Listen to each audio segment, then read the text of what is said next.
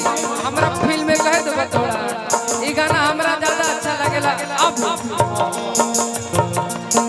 अरे जे करे से लव कई कि जे करे से लव कई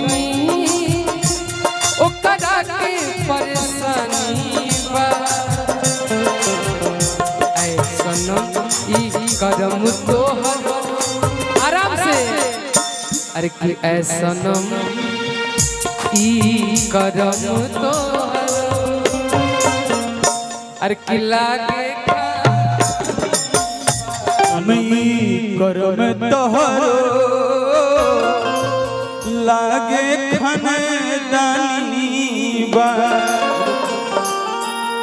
एतबर मर्दवा दिल टूटला से का नहीं ना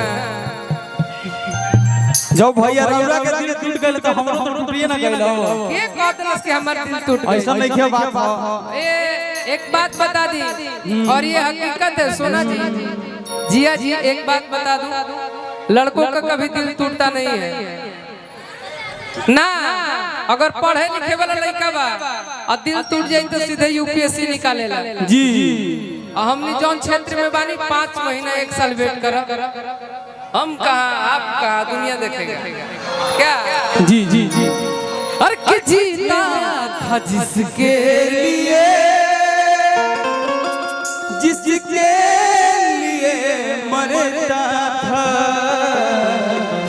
एक ऐसी बोलर की जिसे मैं प्यार करता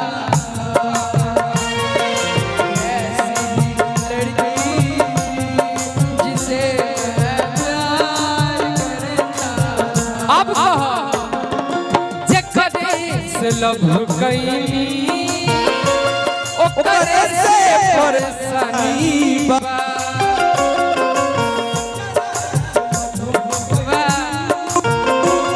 ओकरे से परेशानी बा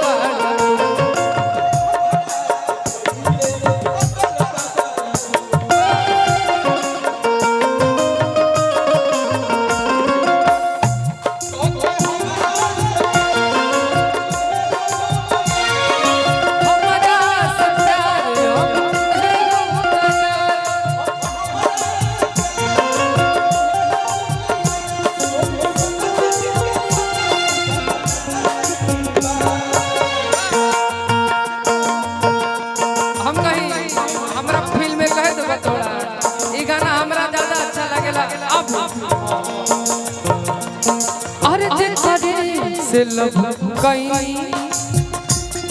कि जे करे से लव कई ओकरा के परेशानी बा ऐ सनम ई करम तोहर आराम से अरे कि ऐ सनम ई करम तोहर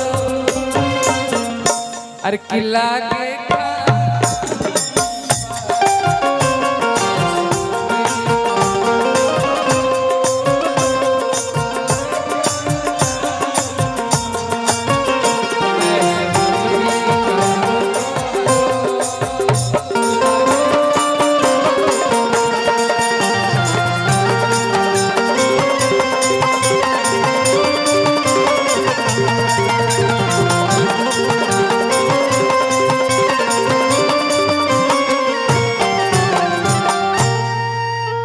बहुत बहुत पुरस्कार आशीर्वाद आपको।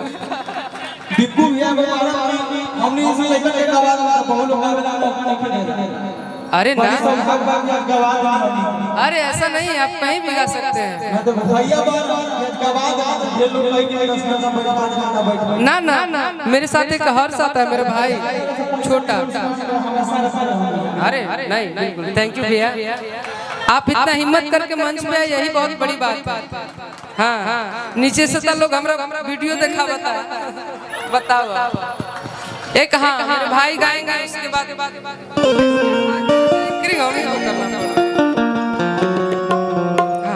इनके हिसाब से इनका स्किल लगाइए।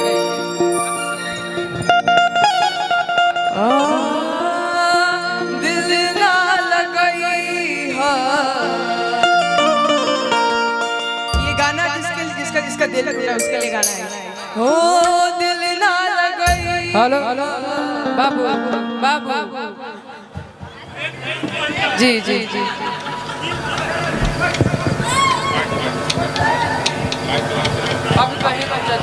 तोरा बोले थे ना धूप निकला न रो रूप की रानी हैं?